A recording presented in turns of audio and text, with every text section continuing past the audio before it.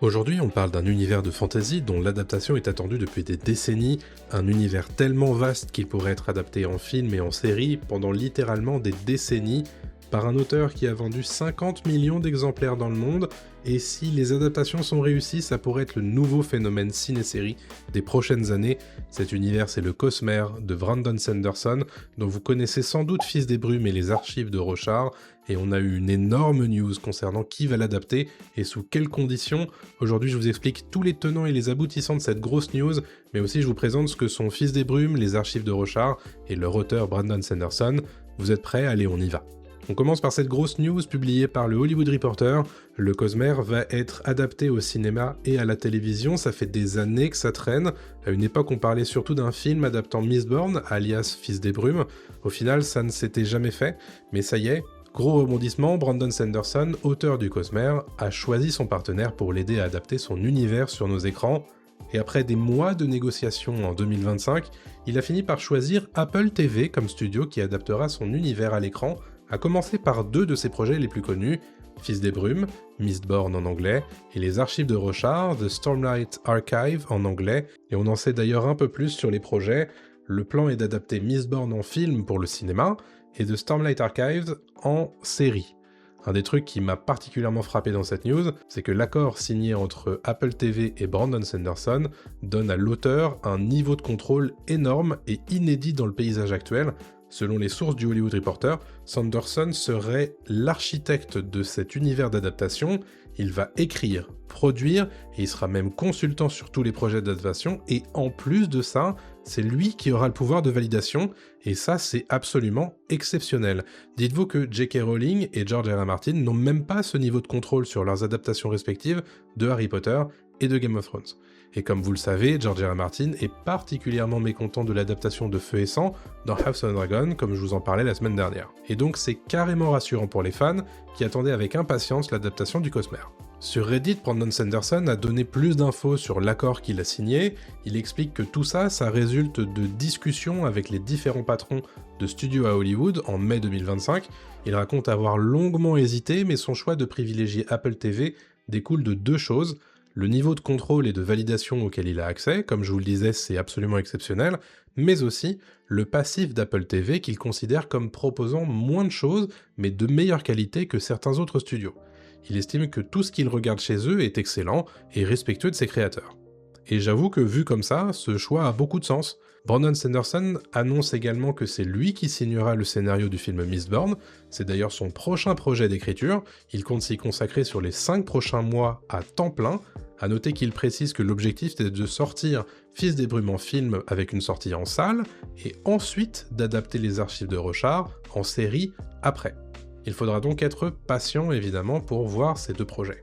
Brandon Sanderson essaie cependant de rassurer les fans, il promet de ne pas se laisser distraire de l'écriture dans tout ce travail d'adaptation qu'il attend malgré tout, parce qu'évidemment ça va lui prendre du temps, et quand on connaît par exemple ce qui est arrivé à George R.R. Martin, c'est-à-dire que lui il est très occupé par toutes les adaptations, que il en écrit plus, ou alors qu'il en écrit plus assez ou plus assez vite. Et pour Brandon Sanderson, pour le coup, il connaît cet écueil-là, et donc il veut essayer de faire en sorte de rassurer ses fans.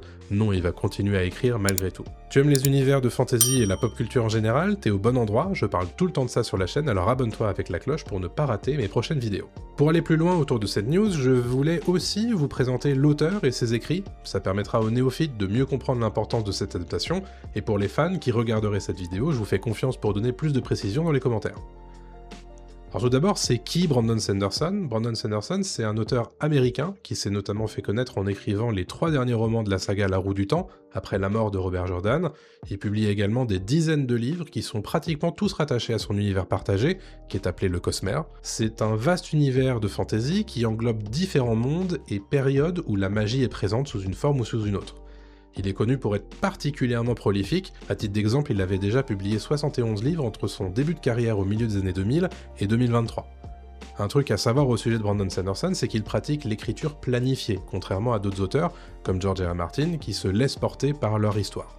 Chez Sanderson, tout est parfaitement planifié et ses meilleurs romans se montrent d'une très grande efficacité car tout paraît minutieusement organisé. Brandon Sanderson connaît une montée en popularité fulgurante et a vendu 50 millions d'exemplaires dans le monde.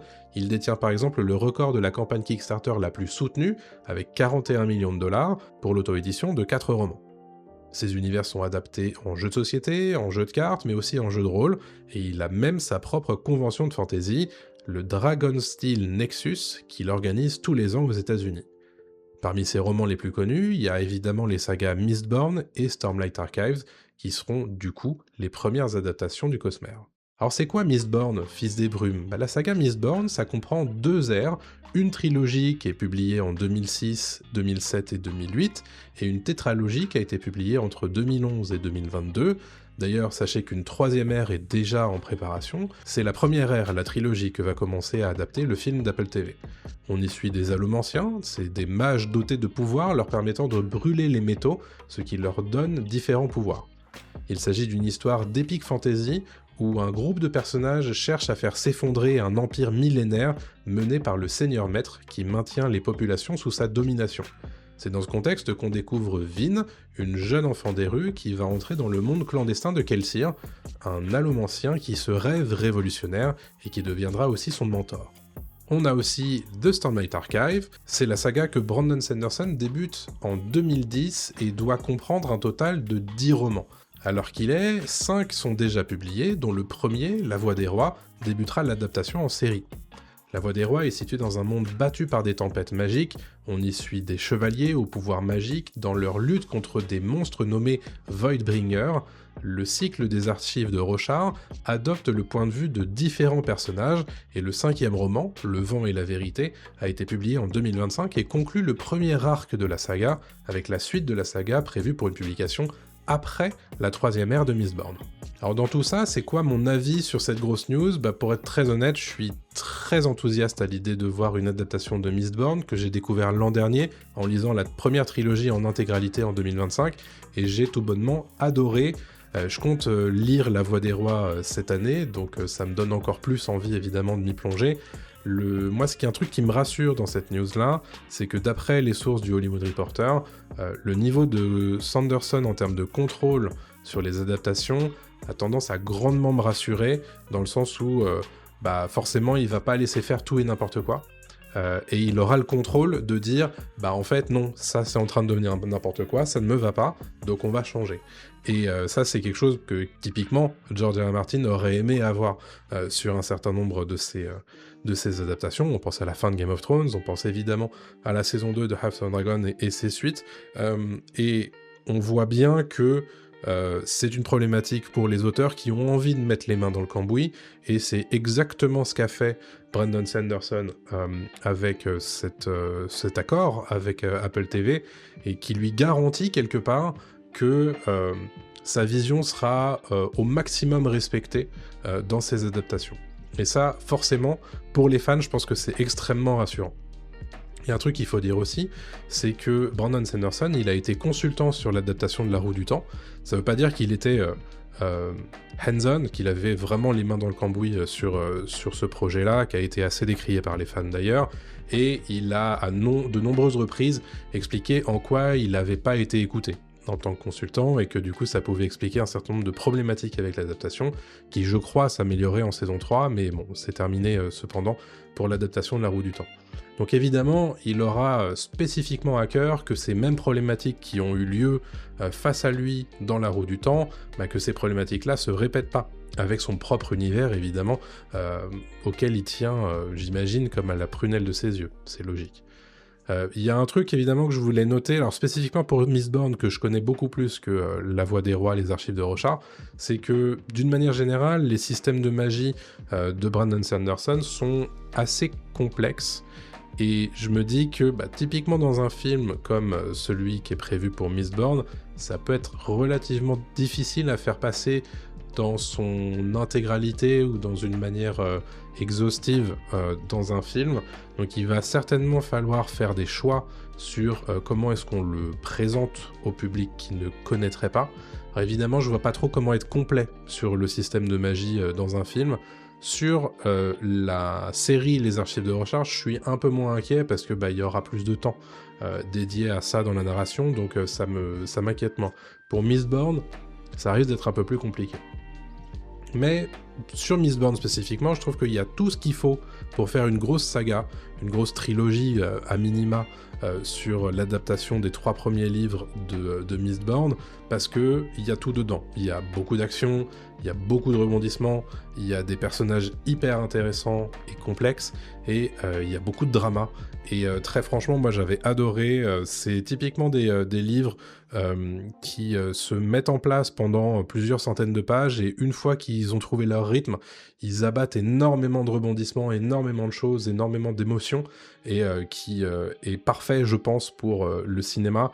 Et moi j'ai très très hâte de voir ça sur grand écran, parce que il y a le potentiel de faire des choses très très intéressantes. Alors évidemment, il va falloir aussi débloquer un certain budget, parce que c'est énormément d'effets spéciaux pour passer Mistborn de la page à l'écran, mais ça je leur fais confiance pour trouver la façon de le faire correctement. Il y a un truc qu'il faut dire aussi en positif au sujet d'Apple TV, c'est que d'une manière générale, ils font les choses bien. Je pense à leurs adaptations de science-fiction, Fondation, Silo, mais même des trucs plus originaux comme For All Mankind, etc., sont globalement considérés comme de belles séries où on respecte les créateurs. Alors Fondation, c'est un peu différent parce que l'adaptation est très complexe à faire de Fondation, mais j'en entends beaucoup de bien. Surtout sur les saisons d'après. Donc moi, très franchement, j'ai vraiment hâte de voir ce qu'ils vont faire et comment ils vont s'emparer de ce matériau-là, sachant que derrière, évidemment, Brandon Sanderson va veiller au grain. Bon, évidemment, on n'a pas toutes les informations, il va nous falloir un réalisateur, enfin des réalisateurs pour la série et pour les films, il va nous falloir des acteurs, il va nous falloir un directeur de photographie, il va nous falloir beaucoup de choses, et évidemment tout ça, ça va pas se mettre en place dès demain, mais j'ai super hâte de voir ce que ça va donner, parce que ça peut être très probablement un des nouveaux phénomènes de fantasy, et ça fait un petit moment qu'on attend une grosse annonce pour une adaptation dans ce genre-là. J'ai l'impression qu'on est un peu en perte de vitesse avec les pseudo-échecs critiques et commerciaux de certaines autres séries fantasy. Donc là, ça fait plaisir de se dire, ok, si on a Brandon Sanderson qui montre l'exemple, ça peut montrer aussi à certains studios que non, le genre est pas en train de s'essouffler, et qu'il y a la matière, et il y a aussi les spectateurs qui attendent ça avec grande impatience, et en tout cas, c'est mon cas très clairement.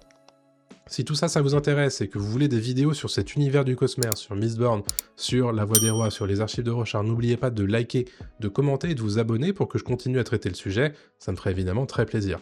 En attendant plus d'infos sur tout ça, je vous laisse avec cette vidéo qui devrait vous intéresser.